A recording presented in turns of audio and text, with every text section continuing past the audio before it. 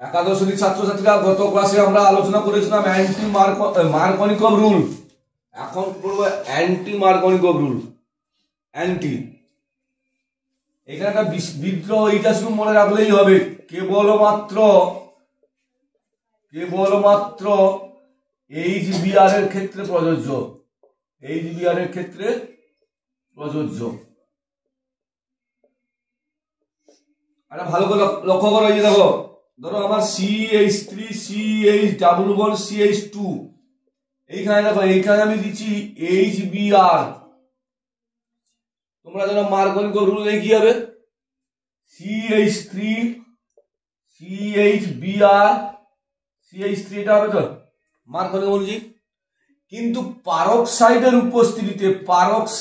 উপস্থিতিতে জাস্ট উল্টা হয়ে যাবে। পারক্সাইড না থাকলে মার্কনিকভ, পারক্সাইড থাকলে অ্যান্টি মার্কনিকভ, মানে CH3 CH2 CH2Br, মানে দুটো প্রোডাক্টই সঠিক। তাহলে অ্যান্টি মার্কনিকভ রুলটা খাটে কখন? H2O2 এর উপস্থিতিতে। কার ক্ষেত্রে শুধু প্রযোজ্য? এইবার ক্ষেত্রে। তোমাকে এরকম দিলে দেখো CH3 CH double bond CH2 HCl, CH3 CH Cl CH3 HCl H2O2 CH3 CH Cl CH3, দুটোই প্রযোজ্য। যদি HCl প্রয়োজন হয় তাহলে দুটো প্রোডাক্টই সঠিক, মানে সেখানে H2O2 থাকুক আর না থাকুক। আমি তো বলছি কেবল তো কার ক্ষেত্রে প্রযোজ্য? এইবার ক্ষেত্রে প্রযোজ্য, আর বাকিদের ক্ষেত্রে প্রযোজ্য হবে না। সেখানে H2O2 থাকলেও যা হবে, H2O2 না থাকলেও তাই হবে। এটাই হচ্ছে অ্যান্টি মার্কনিকভ রুল। বুঝা গেল? এবারটা ইন্টারেস্টিং বলবো, ওজোনোলিসিস। ওজোনোলিসিস, এই যে লাস্টে যে ভিডিওটা, ওটা হবে ওজোনোলিসিস। তার আগেরটা লাস্ট হবে মার্কনিকভ রুল, তার আগেরটা জুতো বিক্রিয়া।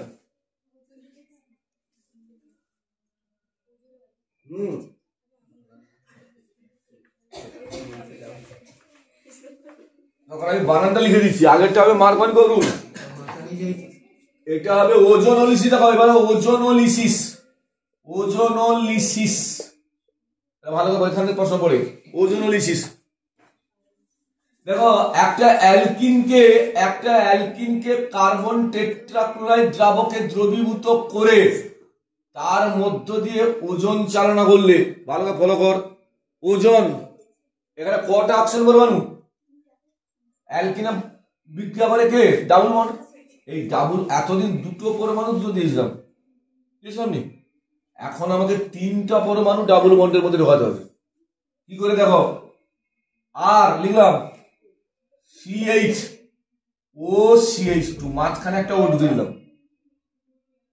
ও তিনটা অপশন যুক্ত হলো। হিসাব করে দেখো প্রত্যেকটা কাগজে 4 হয়ে গেছে। তারপরে জিঙ্ক ডাস্ট জল দিলে কি হবে দেখো, ভাঙবে এইভাবে।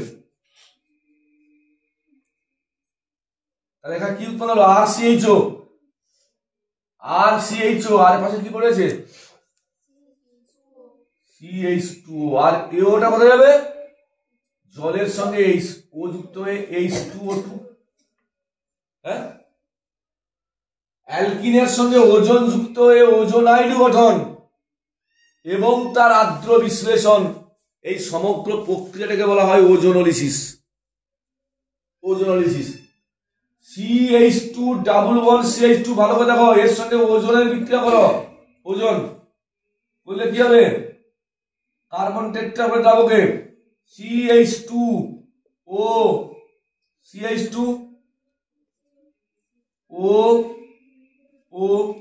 হলো জিঙ্ক ডাস্ট জল,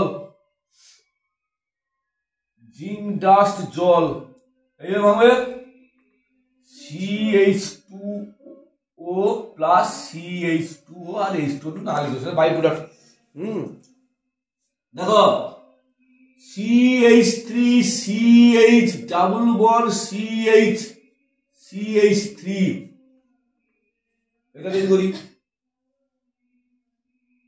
2 প্রোপিন, একে যদি আমি ওজোনোলিসিস করি, কার্বন টেট্রাক্লোরাইড দ্রাবকে ভালোভাবে ফলো কর, CH3 CH3 ও CH2, এখানে ঝুলাবো কি করে? নিচে তো CH3 আছে, উপরে দিয়ে দেবো। আচ্ছা, জিঙ্ক ডাস্ট জল, নমিতা বুঝতে পারছিস? হ্যাঁ, এইভাবে ভেঙে যাবে, এইভাবে ভাঙবে, তাহলে এখানে কি হবে? CH3 CO CH3 অ্যাসিটোন, আর হবে CH2। ওজনের অ্যালকিনের সাথে ওজন সংযোজন এবং তার আদ্র বিশ্লেষণ, এই সমগ্র প্রক্রিয়াটাকে বলা হয় ওজোনোলিসিস।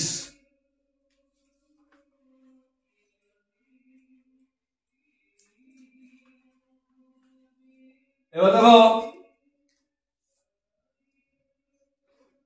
CH3 CH3 double bond CH3 CH3, এটা কি হবে? একে যদি আমি ওজোনোলিসিস করি কি হবে?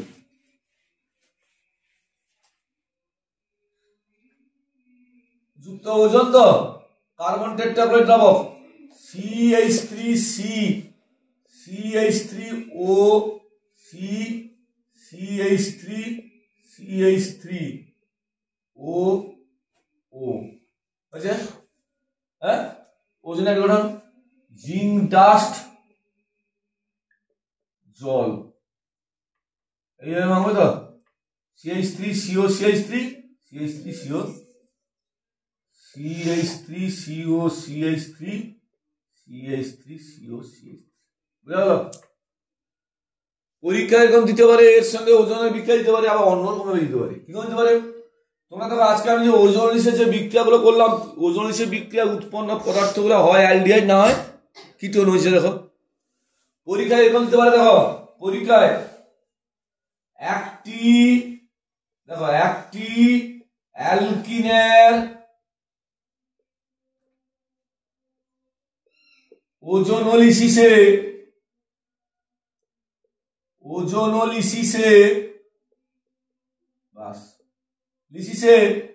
এক অণু ফর্মালডিহাইড ও এক অণু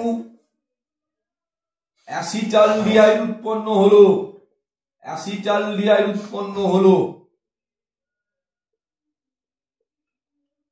মূল অ্যালকিনটি কি ছিল? মূল অ্যালকিনটি কি?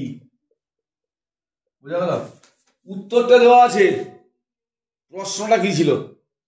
এক অণু ফর্মালডিহাইড, দেখো তো, যে আমি এখন লিখতে পারি ফর্মালডিহাইড CH2, হ্যাঁ, অ্যাসিটালডিহাইডকে কি এরকম লিখতে পারি, দেখো plus O double bond CH3 এরকম লিখতে পারি, ঘুরিয়ে দিতে পারি অ্যাসিটালডিহাইডকে, হ্যাঁ, এমন ভাবে সাজাবো যাতে দুটো ও মুখামুখি থাকে। তাহলে দুটো ও মুখোমুখি আছে, বক্সের মাধ্যমে ঢুকিয়ে দাও, বক্সাবন্দি করে দাও, বস্তাবন্দি বা বাক্সবন্দি। তাহলে কি পড়ে থাকছে? CH2, এখানে ডাবল বন্ড হয়ে যাবে CH3। তাহলে মূল অ্যালকিনটি এটা ছিল। তুমি এর ওজোনোলিসিস করো, আদ্র বিশ্লেষণ করো, দেখবে এই দুটোই পাওয়া যাবে।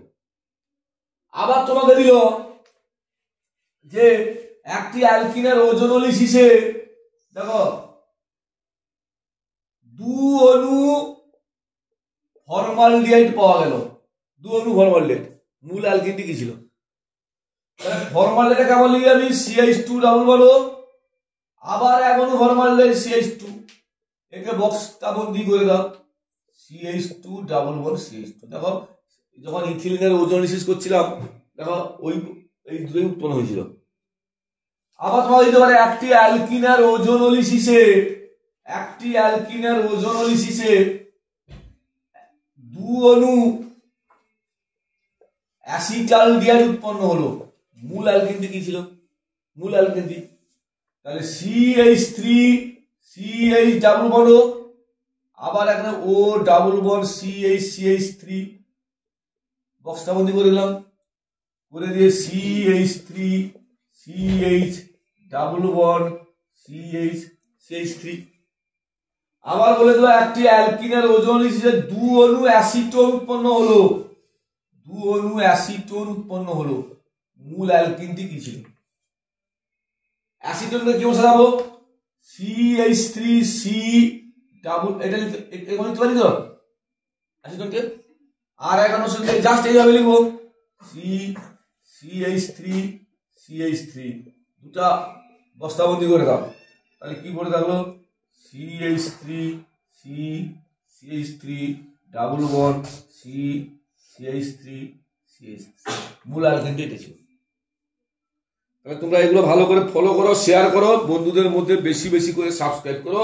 পরবর্তীতে আমরা অ্যালকিনের অন্য রিয়াকশন নিয়ে আসবো।